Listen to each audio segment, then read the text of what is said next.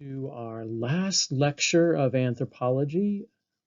We'll be looking at death, the end, and particularly death in ancient Egypt. So I've titled this lecture Going to the West, which was a common way for the ancient Egyptians to talk about dying. We'll look at some other ways that they thought about death and what happens when people die. This is lecture 34. One scholar has remarked that humans really don't have a way of understanding death, that we can't conceptualize it because we don't have any way of knowing what's beyond it. The dead don't come back and tell us. So we've developed a large number of euphemisms, and the Egyptians did as well, to describe death and what they believe is happening in the beyond. Euphemisms like to be at peace. I think that could resonate with us. To talk about those who are at rest. So death is like resting, like sleeping, like taking an eternal nap. But the Egyptians also used phrases like the venerated ones. The dead are the ones who are venerated. They've ascended to a place where they are worshipped. And if they become the effective spirits, the Ach, then yes, they are definitely venerated. The perfect ones. That could resonate, I think, in Christian theology as well, the idea that in death we become perfect. We become the fullest idealized versions of ourselves. No more blemishes, no more pain. The praised ones, another Egyptian idea, since there's a lot of worship going on of the ancestors and the spirits in order to make sure that they're fed and cared for in the afterlife. A tomb, you might think the Egyptians would just have a word tomb, but very frequently what we would call a tomb is a mansion of eternity. Mansion implying house, a place to live. So this is a place for eternal living. And it reminds us once again that we've often conceived of the Egyptians as a people obsessed with death. And really what they're obsessed with is living, living forever. This was not a home with a closed door. Death was not a door beyond which we have no ability to communicate, those of us in the living. So this was a house that we could visit as people who are living. And the ways you can communicate through the dead would be through dreams. The dead speak to us in dreams. The dead communicate through offerings, and it's quite important for families to maintain the cult of their ancestors by leaving ritual offerings, speaking the name, the identity of the person who has died. The dead visit as ghosts. In fact, there's a humorous account, 20th dynasty account, of a man who loved his wife very much in life, and then in death, she bugs him so much that he actually threatens to sue her, to take her to court if she didn't stop bothering him. Because he's like, I loved you well, and I don't know why you're annoying me so much. The Egyptians did write about death, and one of the most interesting compositions we can see is a somewhat pessimistic sounding, at least maybe to us, at least on first read, bit of writing known as the Discourse of a Man with His Ba. So he's talking with his soul, so to speak, and it sounds a little bit pessimistic. But in some ways, I think if you read this more than once, it sounds a bit more peaceful and welcoming than actually dark and pessimistic. Death is before me today. I can see death. Like health to the sick, like leaving the bedroom after sickness. Sickness is bad, but death is welcoming. Death is before me today, like the odor of myrrh, like sitting under a cloth on a day of wind. Death is protective. Death has a wonderful smell. Death is before me today, like the odor of lotus, like sitting down on the shore of drunkenness. This is my sort of favorite line in the whole thing.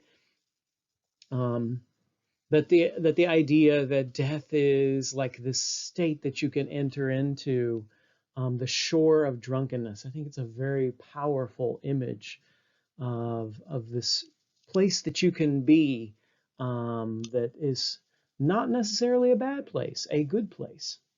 Death is before me today, like the end of the rain, that smell that happens after the rain has fallen. Like the man's homecoming after the war's abroad, you're finally coming home. That's a pretty, I think, nice sentiment of death. Death is before me today, like the sky when it clears, like a man's wish to see home after numberless years of captivity. Death is freedom, it's release. I think these are not so negative or pessimistic images of death as some may think. How did the Egyptians talk about death? We have a number of ways that you can say death or refer to the dead in ancient Egypt. Many, M-E-N-I here, the death, the dead. This is actually from a word that means to attach or to moor, and it's sort of like the idea of landing a boat, landing on the other shore, which is actually a metaphor that Western poets have explored for death as well. And notice here we've got the determinative of a mummy to indicate that this is not mooring a boat, literally tying a boat up. We're referring here to death, the end. We have hepi, to die, which is a word really used for to go. But if you go to the place of death, then you can see how this would be a good idea, a good metaphor for dying. To go to where the ancestors are, to go to the West, the common idea for death.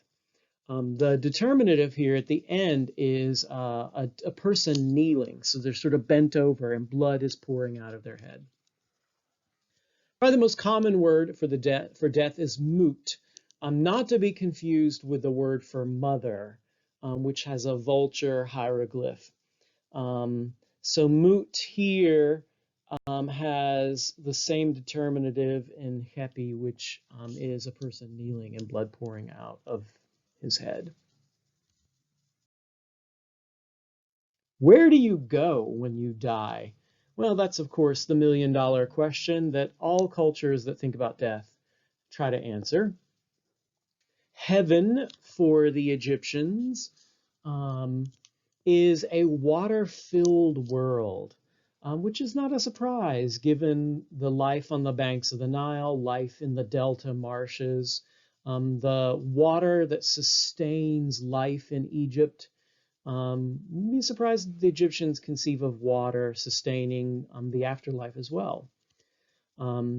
There is the underworld, which the boat of Ra travels through, or Re travels through to regenerate. This is called the Duat, and we'll be talking a little bit more about what's in the Duat. There's also Aru, the field of reeds or the field of rushes. We imagine it to be sort of like the delta environment, where Osiris rules and where the blessed dead live eternally, carrying out life as they did while they were alive here on earth.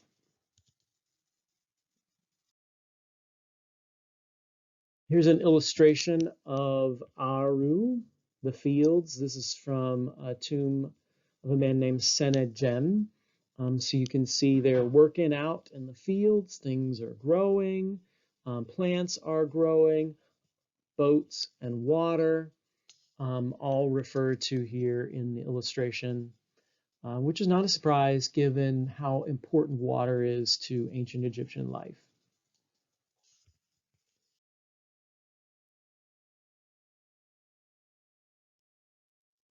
So the duat. The duat is a place filled with many chambers, many gates, many trials and tribulations and challenges that one must overcome before you can reach Osiris and be judged to enter into the fields of rest, the fields of reeds. So we have lots of images of the duat. Here's duat in hieroglyphs. Monsters await you, difficult lakes of fire, all kinds of tribulations must be overcome in order to get to the place of judgment. And then there must be judgment, where hopefully your heart is pure and you have done no wrong. And as it is measured against Ma'at, the feather of truth, you will be found righteous enough to be allowed to go to Aru. If not, the devourer, Amet, awaits your heart. In the Egyptians' world, the worst thing possible is to be destroyed and to not be able to live forever in these fields of blessed. In one text, the horror of being undead is described as going around upside down, drinking your own urine and eating your own feces. It's a horrid existence. So how do you get there? What's the AAA guidebook for getting to the underworld and making sure you make it? Well, it changes over time. Originally, in the pyramids, there were texts, starting with the Pyramid of Unas, to help guide the deceased king to the afterlife. And these spells helped the king ascend to the heavens, to join the imperishable stars and be with the gods. This was not an afterlife that was conceived of as being available to ordinary people. This was something for the king. Even though we know in ancient times, even before the Old Kingdom, the dead were buried in tombs with their personal possessions. So clearly there was some concept of people ordinary people needing access to an afterlife even then. So, forget the king. These pyramid texts, though, are found in the royal setting to help the king. We encountered them earlier in the year, for example, when I assigned you to read the famous cannibal hymn talking about the king devouring the gods and chewing on the bones of people. By the time of the Middle Kingdom, the texts are collected for coffins, and we do find them on coffins. So inside the coffin, you get a little bit of reading to help you guide yourself into the underworld. The spells can be said so that you can travel appropriately through the underworld and reunite with your loved ones after judgment. These coffin texts are a little bit more democratically conceived in that ordinary people get to take advantage of them as well as royalty. They also elevate Osiris as Lord of the Underworld and highlight the importance of Osiris in this process. So instead of thinking that we're going up to the stars, we're going down under now. By the time of the New Kingdom, we get the books of the dead, lots of different guidebooks and lots of different forms, and many of these on papyrus as well as on tomb walls. These guidebooks contain spells as well to help navigate the difficulties of getting into the underworld. and making sure that you survive appropriately through all the difficulties. There are a number of other books. Many of them are sort of descriptive guidebooks to tell you what's in the underworld, and the various titles. Probably the most common or famous and well known would be the Amduat, the book of what is in the Duat. This particularly details the travels of the sun god Re, hour by hour through the underworld as he attains regeneration in order to be reborn and go back into the sky in the morning.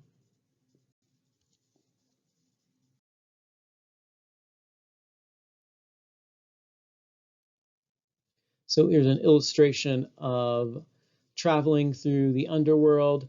Boats are very important. This is conceived of as, once again, a place where water is necessary, so we have lots of boat travel.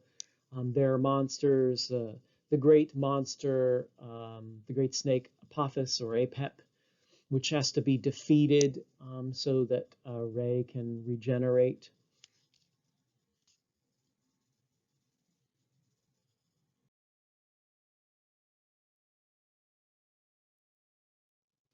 So how do you get to live forever in the underworld?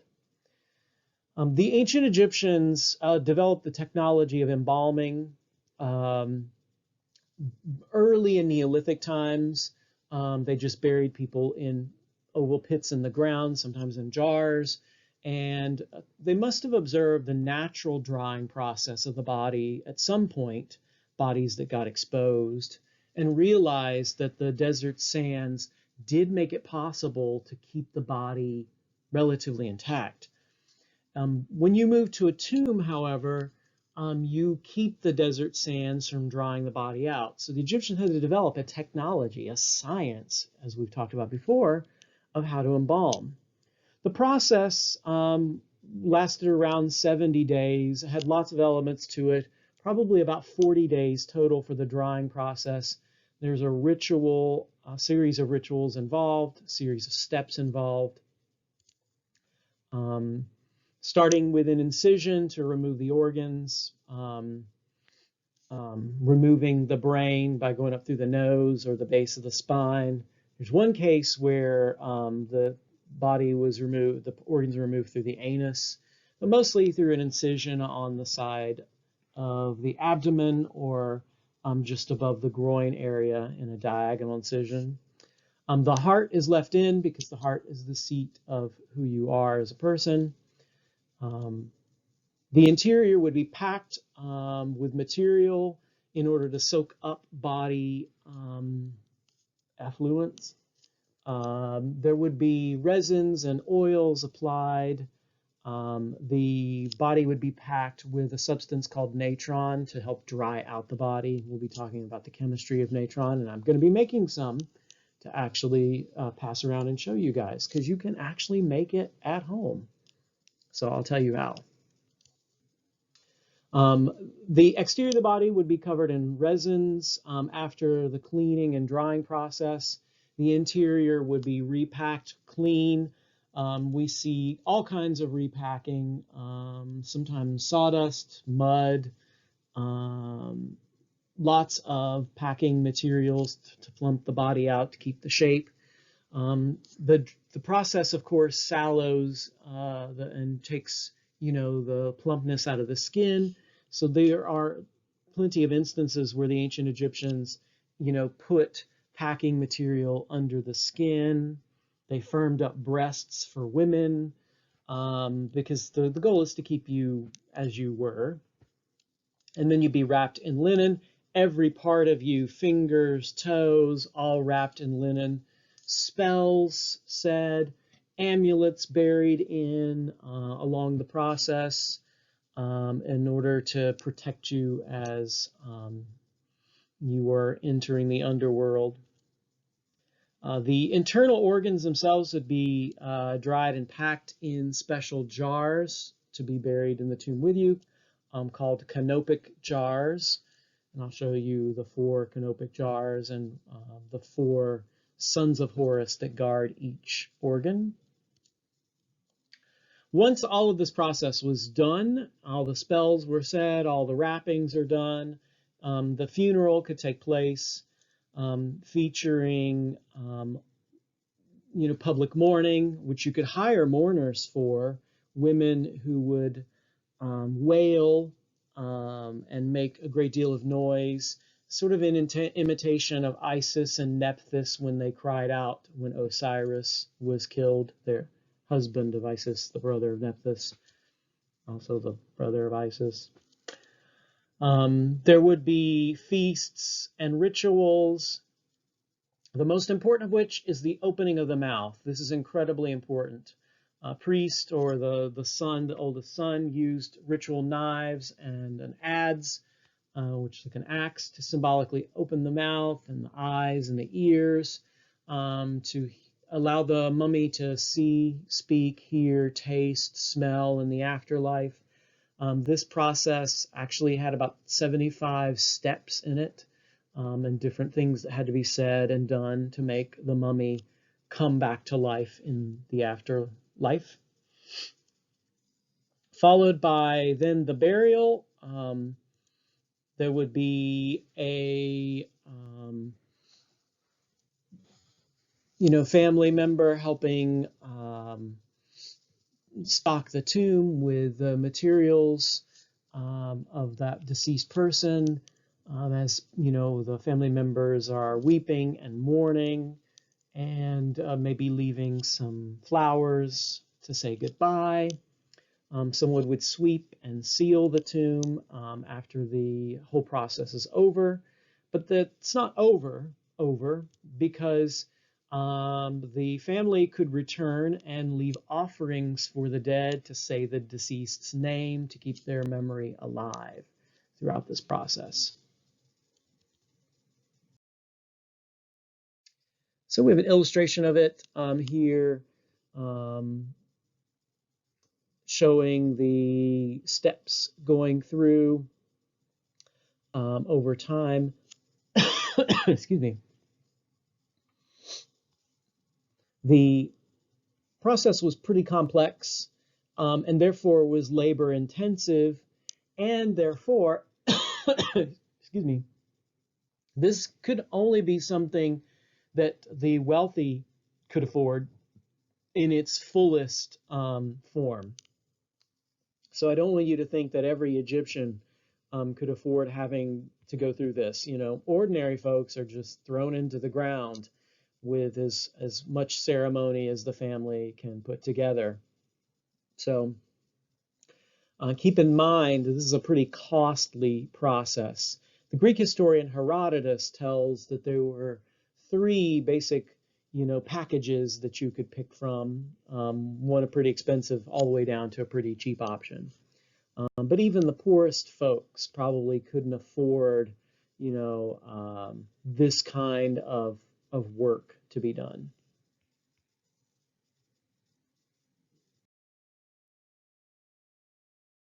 Lots of chemistry involved in mummification, so didn't think you were going to get a chemistry lesson, did you? Natron is a naturally occurring compound in ancient Egypt. It's a mixture of sodium carbonate, bicarbonate, chloride, and sulfate. So you can actually make this at home. This would dry out or desiccate the body. The embalming resins and oils that would be applied had a number of acids and antibacterial materials in them that would help prevent decay as well as preserve the body. In some cases, you could put too much and actually damage the mummy, as in the case of Tutankhamun. So these resins came from different plants that the Egyptians prized, like conifers, oil of cedar, for example. And these materials helped, seal the skin, preserve it, fend off, critters and things that might damage the mummy. Cavities would be plugged with things like wax, for example, into the nostrils. in order to prevent the decay and things from getting inside the body. This is natron in its natural state in ancient Egypt. These are the four sons of Horus to hold the internal organs. We've got Amseti, which guarded or who guarded the liver. Then there is Quebesenuef, who guarded your intestines. Duamutef, the stomach, the head of a dog here. It's a falcon, human head of a dog, guarded the stomach, or sometimes the spleen. And then last, Happy, a baboon, guarded the lungs. Heart would be left. The brain was thought to be not worth it, so they'd scramble it and pick it out.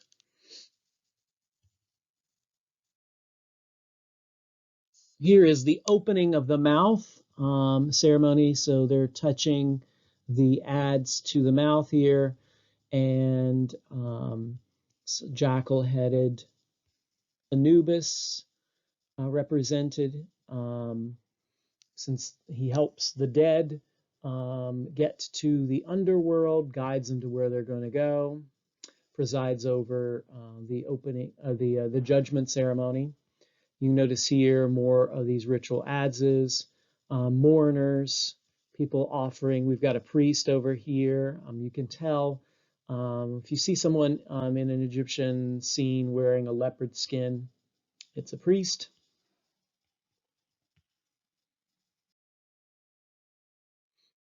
Here is an adze for the opening of the mouth ceremony.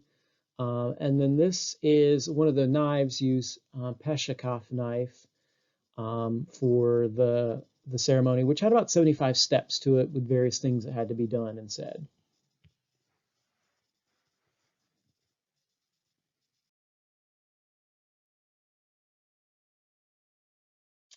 An illustration of a funeral procession itself. You can see the mummy over here, the mourners wailing and crying out, things being carried. There would be a feast. One of the parts of the opening of mouth involved taking the leg of a sacrificed cow to touch to the mouth of the mummy, presumably the family that would eat and feast on the animal after the burial.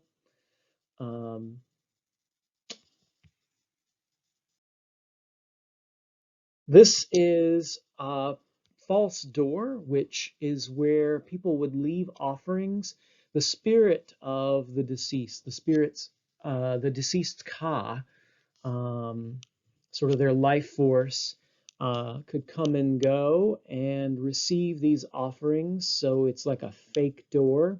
Typically, they're located on the west wall of the exterior of where you would leave the offerings for the person's tomb. And so here is a tomb chapel of an old kingdom person, Rem Kai. And so the offerings would be left here on the west. Those, again, association with west is where you go. It's where people go to die. So burials are on the west side of the Nile River.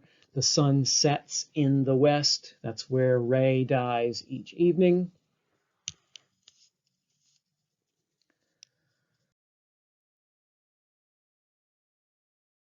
At some point, the Egyptians must have realized that their belief in all of this really didn't work, though they couldn't admit it to themselves. Sort of like we know what's really happening, but we're just not going to talk about it. So denial ain't just a river in Egypt. And they figured this out pretty quickly. The pyramids of the Old Kingdom attracted way too much attention. It's a giant say, hey, somebody's buried here, come rob me. And gradually, by the New Kingdom, you see removal of the burials to underground tombs such as the famous Valley of the Kings and the Valley of the Queens. Um, these underground tombs were designed to be much more secure, but even they failed. Every major royal tomb, even Tutankhamun's tomb, is broken into. It just happens to be resealed and then covered over and lost until 1922. And so you find that almost every single one of these tombs are pillaged. The contents are robbed. Even in late Egypt, there's some evidence that some of this was state-sponsored activity. There's gold in there. We better, we're running out of gold. Go rob some tombs.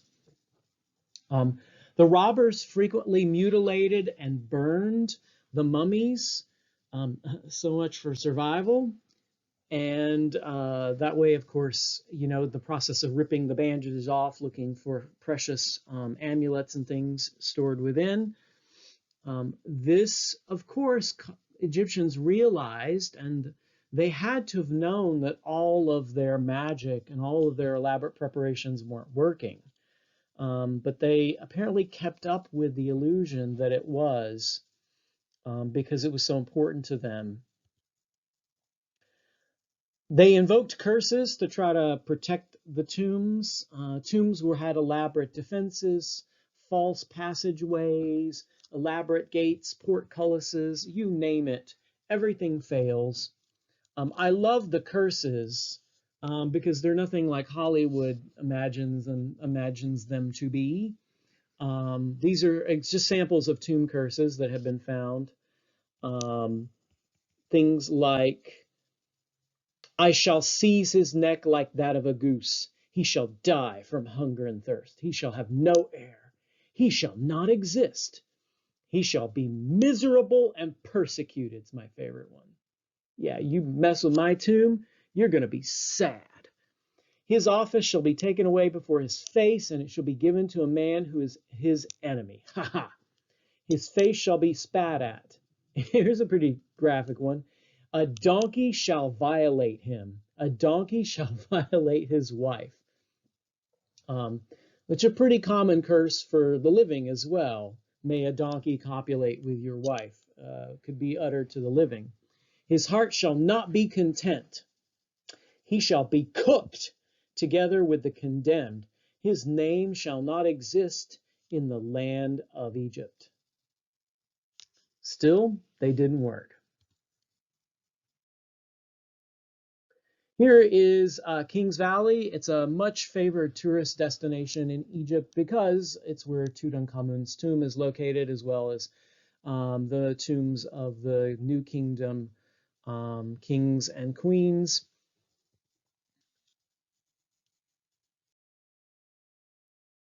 Quite a number of burials, as you can see from the map. They're all numbered, and so you'll see KV, Kings Valley, in front of the number of the tomb. Archaeologists are still working here, looking for tombs, looking for things that they might have missed, clearing tombs that had been investigated once before, but clearing them now with new technologies to try to uncover new clues. And so we're still learning about the valley and still learning about what's in it. A good example is the tomb of Tutankhamun. Small tomb and not actually for him. It's an usurped tomb and refitted for him.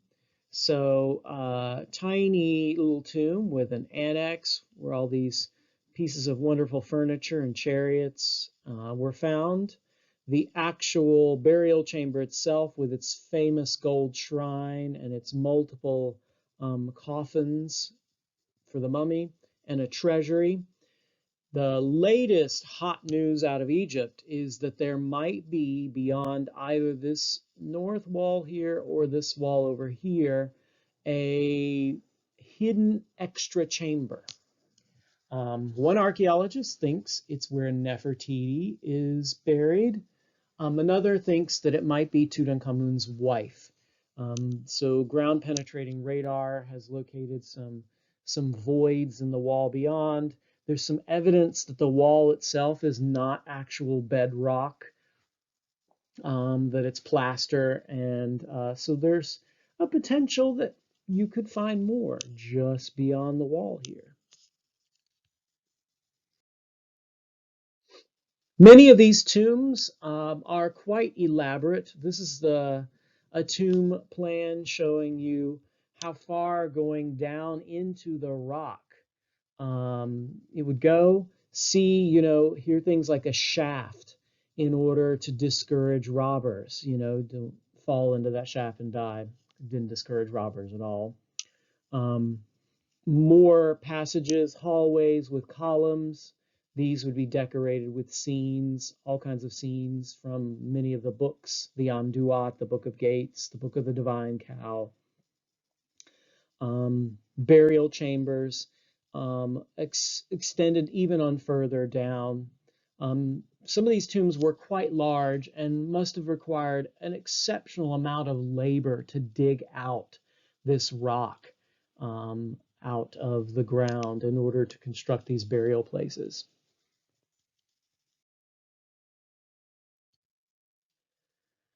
Reading the tombs is quite an art form for Egyptologists to learn because the design and the layout of the tomb has a practical function of preserving the life and identity of the deceased so that life and identity can continue. So for every element of the tomb is not merely like, ooh, there's something pretty on the wall there. It has a function, it has a role, it has a place in the tomb. So the decoration of the tomb is not merely to be pretty, it's to fulfill this function of preserving the life and identity of the deceased. Things like scenes of ordinary life invoke what the deceased will be doing in the afterworld, in the fields of the blessed, in Aru. So you'll see scenes of hunting and food prep and resting and all kinds of ordinary living kinds of examples of things that people would do.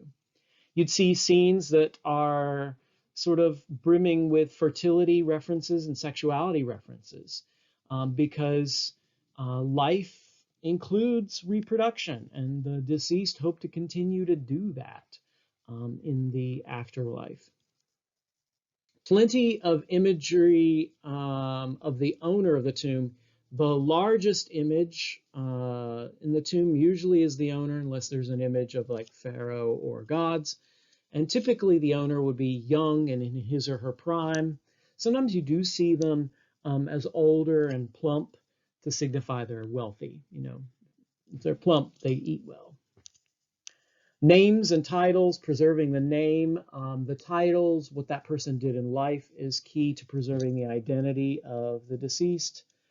Lots of images of offerings because your boy got to eat in the afterworld.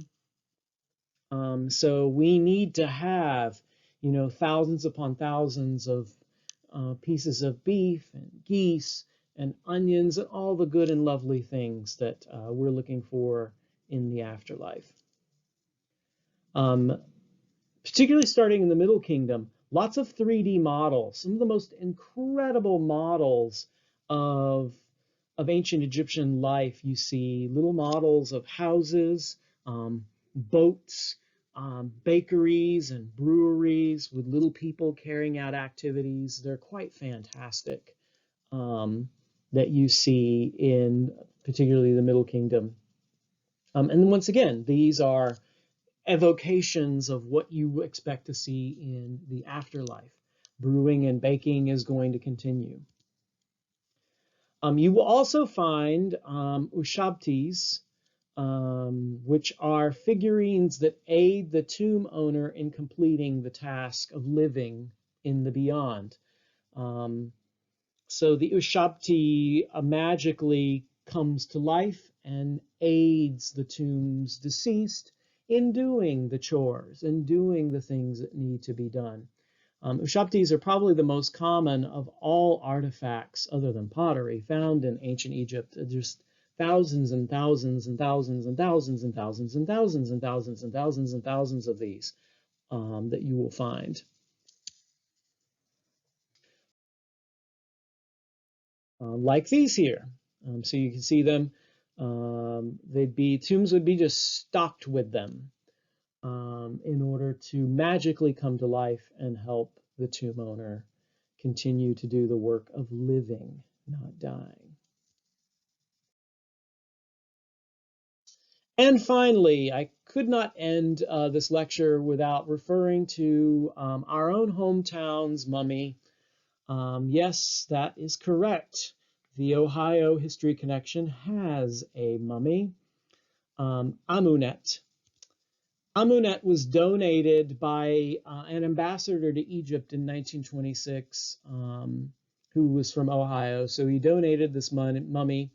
The mummy is a woman who lived between 830 and 790 BCE in that work town of Deir el-Medina that we've talked about before.